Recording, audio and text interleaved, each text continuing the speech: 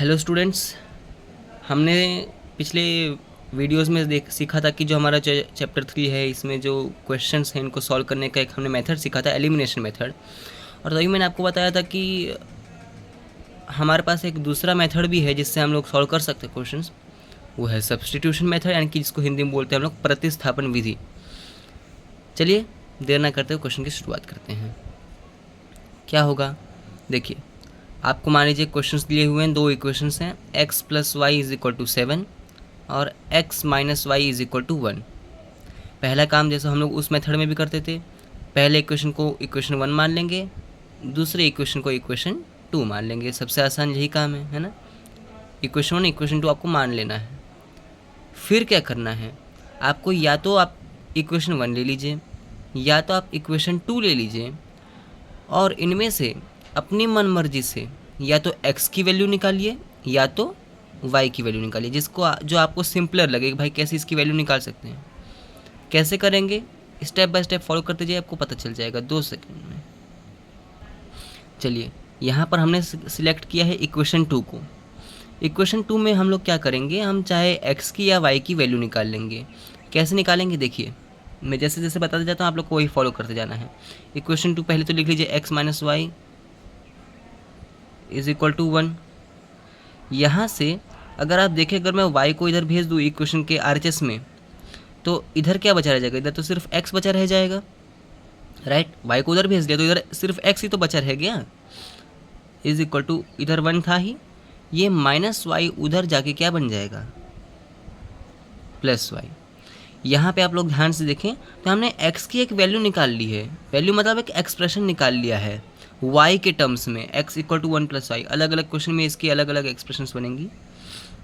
यहाँ पर आप इस चीज़ को मान लीजिए इक्वेशन 3, 1 और 2 आपने ऊपर ही मान रखा है, उनमें से हमने एक इक्वेशन लिया, चाहे 1 चाहे 2। यहाँ पर हमने इक्वेशन 2 लिया है, x minus y is equal to 1। उसमें से हमने माइनस वाई को RHS में भेजा तो इधर x equal to 1 plus y बन गया। जो भी ये बनेगा इसको आप इक्वेशन 3 मान लेंगे। इतना समझ में आया आपको।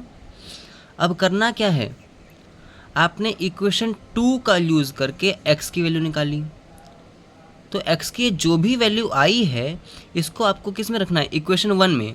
ध्यान रखिएगा, अगर आपने इक्वेशन 2 का यूज़ किया है तो जो भी x की या y की वैल्यू आई है उसको इक्वेशन 1 में रखना पड़ेगा। अगर यहाँ पर हमने इक्वेशन 1 का यूज़ किया होता तो हम जो भी ये वैल्यू आती उसको इक्वेशन 2 में रखते, ठीक है। बट यहाँ पे तो इक्वेशन 2 का यूज़ किया है तो हम लोग इस x की वैल्यू को कहाँ रखेंगे, इक्वेशन 1 में। कैसे देखते हैं, put x equal to 1 plus y in equation 1। Equation 1 है क्या हमारा, x plus y is equal to 7। लेकिन हमने x की क्या वैल्यू निकाली, यहाँ से आप बताइए क्या वैल्यू है, 1 प्लस वाई है कि नहीं है। बस वही हमको यहाँ पे रख देना है x जगह पे। भाई जो भी x की वैल्यू है उसको हम यहाँ पर x की जगह पे रख देंगे। चलिए जी रखते हैं, x की जगह पे हमने रखा 1 प्लस वाई, और ये प्लस वाई ये तो एज इट इज़ लिखना ही है आपको यहाँ पर, इज इक्वल टू 7।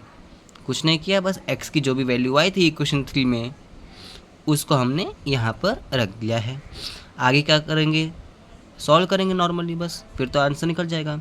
1 प्लस, आप बताइए y प्लस वाई क्या होगा, 2y इज इक्वल टू 7। समझ में आया इतना चीज़। अब फिर तो y की वैल्यू इजीली निकल जाएगी। क्या करेंगे, 1 को इस साइड भेजेंगे तो 2y is equal to 7 minus 1। 2y is equal to 7 minus 1, और 7 माइनस 1 होता कितना है, 6। फिर y is equal to 6 upon 2। ये 2 जो है इधर जो मल्टीप्लाई में था इक्वल टू के इधर है तो डिवाइड में चला जाएगा, और 6/2 आप जानते हैं कितना होता है, 2 1 ज़ा 2, 2 3 ज़ा 6। जो y की वैल्यू आ गई वो आई 3। तो ये जो भी y की वैल्यू आई है आपकी, इसको आपको किस में रखना है, इक्वेशन 3 में, ताकि आपको किसकी वैल्यू मिल जाए, x की। तो चलिए, put y is equal to 3 in equation 3। Equation 3 हमारा था क्या बताइए, x equal to 1 plus y था, है कि नहीं। तो लिखते हैं, चलिए x is equal to 1 plus y, और x is equal to 1 plus y की वैल्यू क्या है, y की वैल्यू तो 3 आया है, रख देते हैं जी। तो x इक्वल टू 1 + 3 हो जाएगा आपका 4। तो आपका क्वेश्चन सॉल्व हो चुका है। x का वैल्यू 4 आया है और y का वैल्यू 3। ठीक है, तो पूरा क्वेश्चन सॉल्व करने के बाद आपको मालूम है हम लोग अपना फाइनल स्टेटमेंट लिखते हैं। Hence the solutions for the above equations is x equal to 4 and y equal to 3। ठीक है, आपको वापस से शॉर्ट में समराइज़ कर देता हूँ हमने क्वेश्चन में क्या क्या किया। पहला काम, इक्वेशन 1 को और इक्वेशन 2 को ऐसा मैंने नंबरिंग दे दिया, 1 2 मान लिया। फिर किसी भी एक इक्वेशन का यूज़ करके, यहाँ पर हमने इक्वेशन 2 का यूज़ किया है, आप इक्वेशन 1 का भी यूज़ कर सकते हो। हमने x की वैल्यू निकाली है यहाँ पर, है ना। क्या यूज़ किया हमने, इक्वेशन 2 का यूज़ किया, x - y equal to 1, minus y को वो साइड भेजा तो बन जाएगा x इक्वल टू 1 + y। जो भी एक्सप्रेशन बनता है इसको आपको मान लेना है इक्वेशन 3। ठीक है, जो आपका ये x इक्वल टू 1 + y आया, जो भी x की कुछ भी वैल्यू आई हो, अगर आपने इक्वेशन 2 का यूज़ किया है तो इक्वेशन 1 में रखना है। अगर आपने 1 का यूज़ करके निकाला होता तो आपको इक्वेशन 2 में रखना होता। यहाँ पर हमने 2 का यूज़ किया है इसलिए हम इसको 1 में रखेंगे। चलिए, put x equal to 1 + y in equation 1। तो x + y इक्वल टू 7 है हमारा इक्वेशन 1। वहाँ पर हमने बस x की वैल्यू रख ली है, देखिए 1 + y रखा है कि नहीं रखा x जगह पे, और ये plus y as it is यहाँ पर है, is equal to 7। y + y कितना हो जाएगा, y + y is equal to 2y। 1 + 2y is equal to 7। ये 1 इधर जाएगा इक्वल के RHS में, तो 7 - 1 is equal to 6। 2y is equal to 6।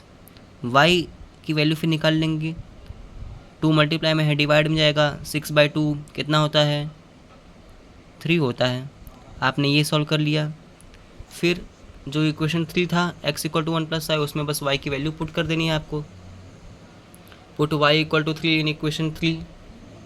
तो इक्वेशन 3 हमारा क्या था, x इक्वल टू 1 + y था, उसमें बस हमने y की वैल्यू रख दी 3। तो x इक्वल टू 1 + 3, तो x इज़ इक्वल टू 4। ठीक है, ये हमारा सॉल्यूशन हो गया।